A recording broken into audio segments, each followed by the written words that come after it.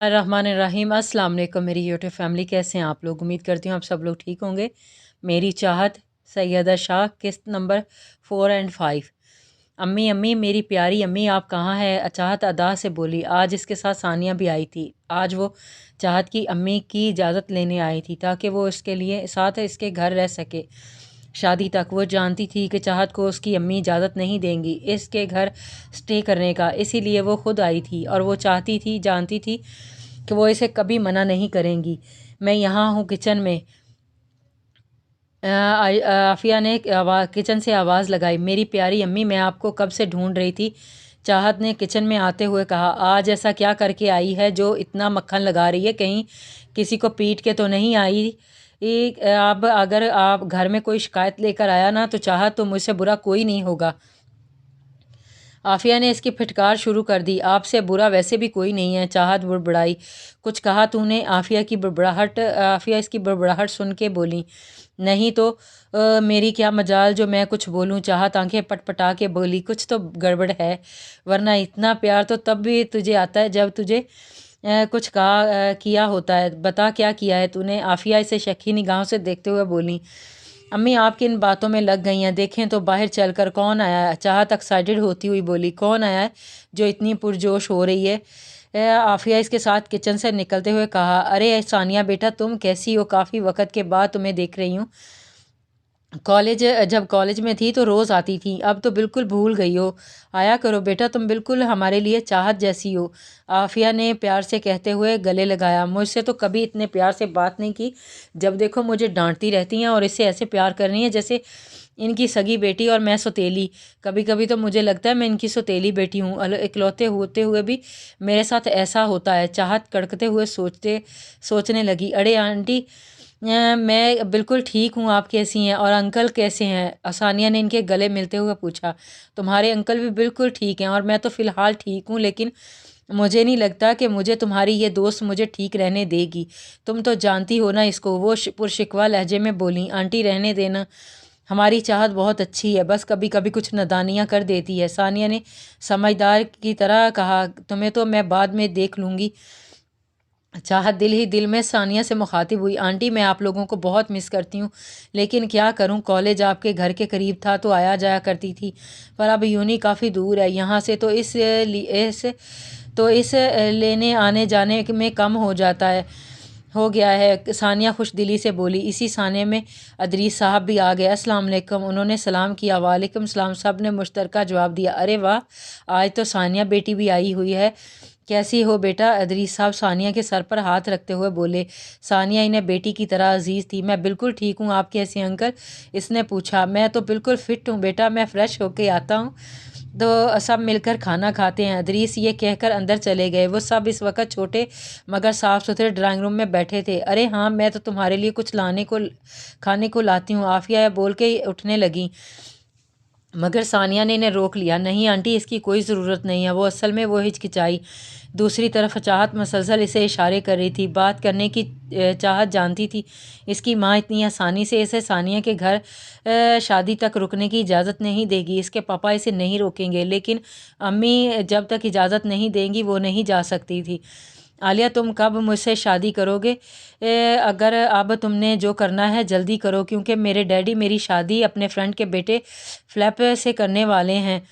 Maddie और Aliyan hospital के cafeteria में बैठे थे। लिसन मैडी, कम इन यार, पहले अपने पेरेंट्स को मना लूँ।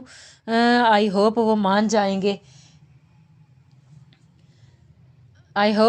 जाएंगे। मैडी ने अपनी सब्ज़ आंखें मटका के कहा। लिसन मेडी, कम इन यार, पहले अपने पेरेंट्स को मना लूँ। आई हो वो मान जाएंगे, बस तुम थोड़ा सा वेट कर लो प्लीज़। आलियान बोला। तो हम इनकी मर्ज़ी के बगैर शादी कर लेते हैं, शादी के बाद इन्हें मना लेंगे। मेडी ने अपनी सब्ज़ आंखें मटका के कहा। This is not possible.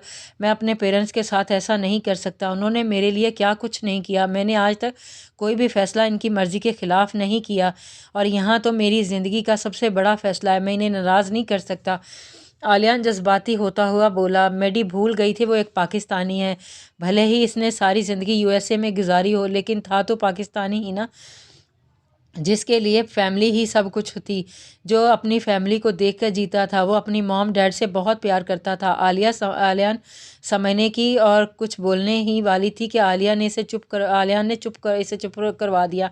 وہ یہ کہہ کر اٹھ گیا۔ میڈی پیچھے کڑکتی وہاں سے اٹھ کے چلی گئی، لیکن یہ بات نہ ہی عالیہ نے نوٹس کی اور نہ ہی میڈی نے کہ پچھلی سیٹ پر بیٹھا ضامن ان کی ساری باتیں سن رہا ہے۔ اس نے فوراً معظم صاحب کو فون کر کے یہ بات گوشے گزار کر دی۔ وہ نہیں چاہتا تھا عالیہ اپنی زندگی سے کھیلے۔ ضامن کی بات سن کے انہیں بہت غصہ آیا، لیکن انہوں نے ارادہ کر لیا تھا اب اس بار وہ عالیہ کی شادی کروا کر رہیں گے۔ انہیں اگلے دن پاکستان کے لیے نکلنا تھا۔ کیا ہے بیٹا، کچھ کہنا تھا؟ عافیہ بولیں۔ اتنے میں ادریس صاحب بھی آ گئے تھے۔ انکل آنٹی، اگلے ہفتے میری شادی ہے، میں آپ لوگوں کو دعوت دینے آئی ہوں اور اجازت لینے۔ ثانیہ نے انہیں آگاہ کیا۔ ماشاءاللہ، یہ تو کتنی خوشی کی بات ہے۔ ہم ضرور آئیں گے بیٹا، عافیہ بولی۔ اور وہ سب تو ٹھیک ہے، لیکن اجازت کس بات کی بیٹا؟ ادریس صاحب نے استفادہ کیا۔ انکل، آپ تو جانتے ہیں میری کوئی بہن نہیں ہے، تو میں چاہتی ہوں کہ میری چاہت میرے ساتھ شادی تک ہمارے گھر رکے۔ پلیز انکل آنٹی، منع مت کیجیے گا، اپنی بیٹی کی درخواست سمجھ لیجیے گا پلیز، وہ معصومیت سے بولی۔ اس سے پہلے کہ عافیہ کچھ کہتی، ادریس صاحب بولے، ٹھیک ہے بیٹا، لیکن ایک شرط پر۔ کیا شرط انکل؟ اس نے متجس ہو کے پوچھا۔ یہی کہ ابھی تمہیں ہمارے ساتھ کھانا کھانا ہوگا۔ ادریس بولے، ضرور انکل، میں فاران کو فون کر دیتی ہوں، ہمیں پک کر لے گا، تب تک چاہت تیار بھی ہو جائے گی اور ہم کھانا بھی کھا لیں گے۔ ثانیہ خوشی سے بولی، thank you so much papa, you are the best. Chahat چہکی، کوئی بات نہیں بچے۔ انہوں نے چاہت کے سر پر ہاتھ رکھ دیا۔ ثانیہ نے فاران کو فون کیا، سب نے مل کر کھانا کھایا۔ چاہت سامان پیک کر رہی تھی اور عافیہ اسے ضروری ہدایت کر رہی تھی، ٹائم پر سونے کی، جاگنے کی، کسی کو پریشان نہ کرنے کی وغیرہ کی۔ اور اب رات ہو چکی تھی، فاران بھی آ چکا تھا دونوں کو لینے۔ چاہت اور ثانیہ نے دونوں کو الوداع کہا اور گاڑی میں بیٹھ گئی۔ ثانیہ فرنٹ سیٹ پر جا کر بیٹھ گئی، جبکہ چاہت پچھلی والی پہ۔ فاران بیک مرر سے بار بار چاہت کو ہی دیکھ رہا تھا، جو کہ رائل بلو سادہ سی قمیص شلوار میں تھی۔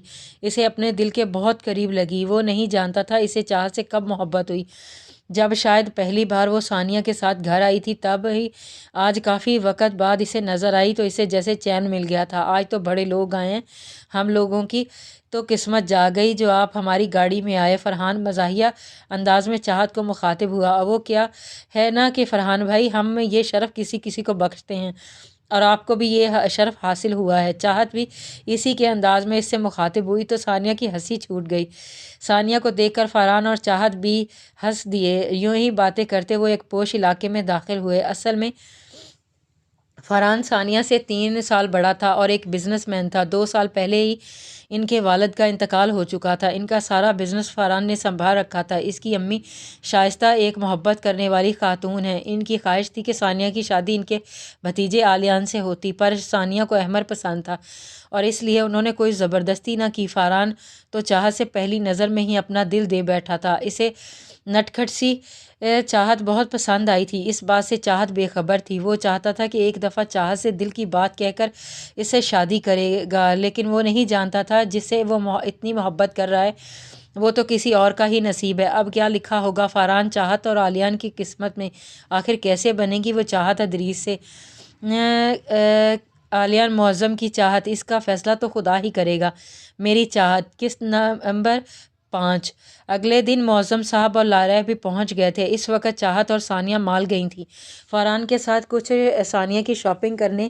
چاہت کو بھی کچھ شاپنگ کرنی تھی۔ سب سے ملنے کے بعد معظم صاحب کو ثانیہ اور فرحان کی کمی محسوس ہوئی۔ آپا، یہ فرحان اور ثانیہ کہاں ہیں؟ کہیں نظر نہیں آ رہے۔ ثانیہ سے مل لوں، کافی عرصے سے بعد ملوں گا میں اس سے۔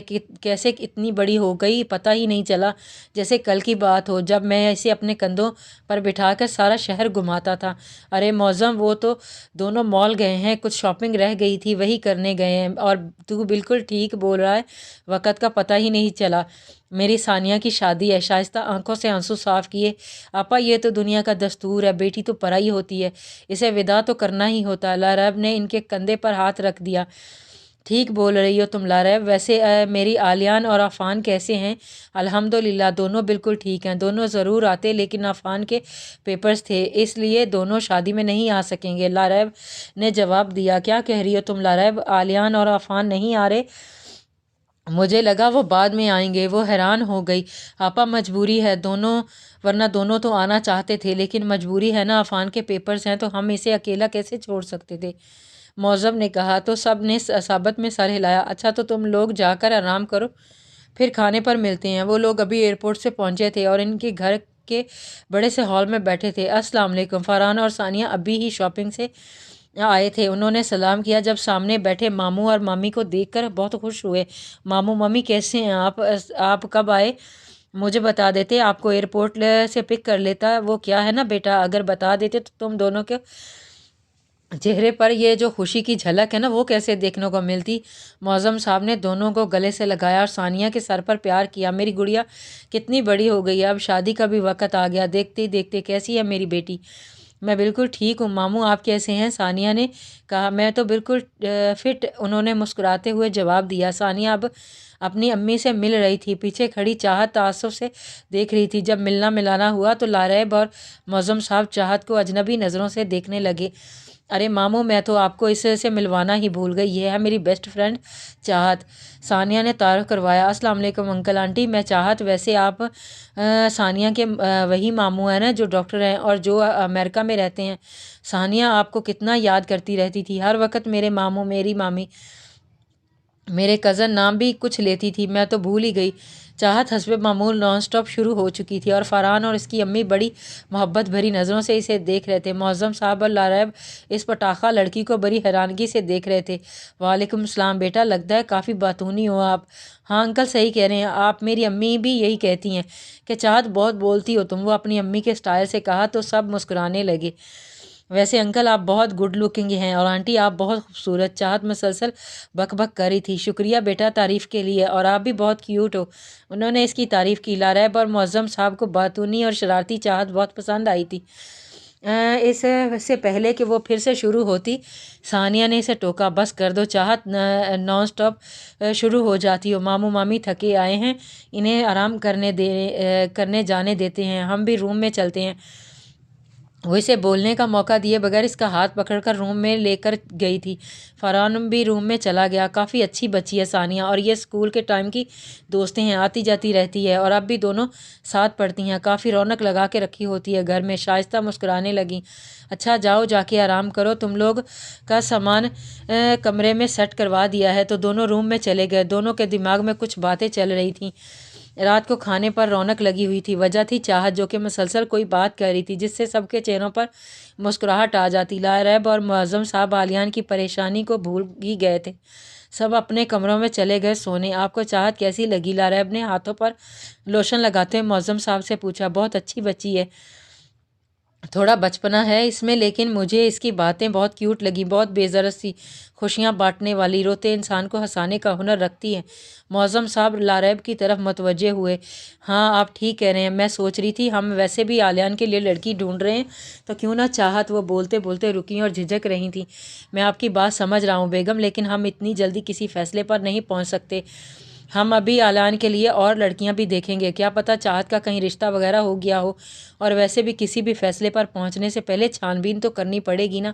ہم ایک ہی دن میں کسی کو کیسے جج کر سکتے ہیں؟ ہم کیسے ایک ہی دن میں کسی کی شخصیت پرکھ سکتے ہیں؟ جب ہم کوئی چیز لیتے ہیں تو جانچ پرکھ کے لیتے ہیں، اور یہاں بات تو عالیان کی پوری زندگی کی ہے، اس سے بغیر کسی جانچ پڑتال کے اس کی شادی کروا سکتے ہیں؟ آپ بالکل ٹھیک بول رہے ہیں، لیکن جیسے میں سوچ رہی ہوں آپ ویسے نہیں سوچ رہے۔ بس میں جلد سے جلد عالیان کی شادی کروانا چاہتی ہوں، اس سے پہلے وہ انتہائی قدم اٹھائے۔ اور آپ سے کس نے کہہ دیا میں بغیر چھان بین کے اس کی شادی کروا دوں گی؟ عالیان میری اولاد ہے تو میں کیوں اس کے لیے بیسٹ نہیں سوچوں گی؟ میں اس کے لیے بھی اور بھی لڑکیاں دیکھوں گی، اگر اس کا رشتہ کہیں اور ہوا ہے تو میں کچھ نہیں کر سکتی، لیکن اگر نہیں ہوا تو میں ضرور اس رشتے کے متعلق سوچوں گی۔ لاریب نے انہیں ساری صورتحال سے آگاہ کیا۔ آپ کو جو ٹھیک لگے وہ کیجیے، لیکن واپس جانے سے پہلے ہمیں عالیان کا رشتہ کہیں طے کرنا ہوگا۔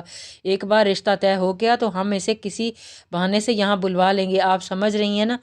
معظم نے ان کے کندھے پر ہاتھ رکھا تو انہوں نے ثابت میں سر ہلایا۔ عالیان تو چاہتا کیا ہے؟ ضامن نے عالیان سے پوچھا، جو ابھی عالیان کے کیبن میں بیٹھا، اس کے ساتھ کوئی کیس ڈسکس کر رہا تھا، کیس کے بارے میں بات کر رہا ہے تو؟ عالیہ نے اس کی طرف سوالیہ نظروں سے دیکھنے لگا۔ تو جانتا میں کس بارے میں بات کر رہا ہوں؟ صاف صاف بول ضامن، پہیلیاں مت بجھوا، سیدھے سیدھے بتا۔ عالیہ ضامن کو بیزاری سے دیکھنے لگا۔ یار تیری شادی کے بارے میں بات کر رہا ہوں، تو پکا میڈی ہی سے شادی کرے گا؟ عالیہ نے اسے گھورا تو وہ ہڑبڑا گیا۔ میرا مطلب تھا انکل آنٹی انکار ہو گیا ہے نا شادی کے لیے، تو مجھے لگا تو اس میدے کی بوری سے شادی نہیں کرے گا۔ میڈی چونکہ بہت گوری تھی تو ضامن اسے اردو میں میدے کی بوری بولتا تھا۔ کالج ٹائم سے وہ عالیان کے پیچھے پڑی تھی، ہر وقت عالیان سے چپکی رہتی تھی، اس لیے عالیان ضامن اس سے بہت چڑھتا تھا۔ اس بات پر پھر عالیان نے اسے گھورا۔ ابے تجھے کس نے بولا کہ میں پیچھے ہٹ جاؤں گا؟ میں موم ڈیڈ کو ایک نہ ایک دن منا لوں گا۔ عالیان بہت پر امید تھا۔ خوش فہمیاں؟ ضامن بڑبڑایا تو عالیہ نے شکی نظروں سے اسے دیکھا۔ کچھ کہا تو نے؟ نہیں تو تجھے کیوں ایسا لگا؟ ہائے اللہ، کہیں تجھے صدمہ تو نہیں ہو گیا؟ انکل آنٹی نے شادی کے لیے انکار کر دیا؟ ہائے اللہ، میرا دوست اس میدے کی بوری کے چکر میں پاگل ہو گیا ہے۔ ضامن فل آن ایکٹنگ کر رہا تھا۔ عالیہ مسکرانے لگا۔ ایک وہ ہی تھا جو جھٹ سے اس کا موڈ ٹھیک کرنا جانتا تھا۔ او پلاسٹک کے شاہ رخ خان، ابے یہ ایکٹنگ بند کر، بہت زہر لگ رہا ہے، نہ کر میرے بھائی۔ عالیہ نے اس کی ٹانگ کھینچی۔ اس نے عالیہ کا موڈ ٹھیک ہوتے دیکھ کر شکر ادا کیا۔ اس کی سنجیدہ طبیعت کی وجہ سے اس کا غصہ جلدی ٹھیک نہیں ہوتا تھا اور سارا اس بیچارے پر نکلتا تھا۔ کنٹینیو جاری ہے۔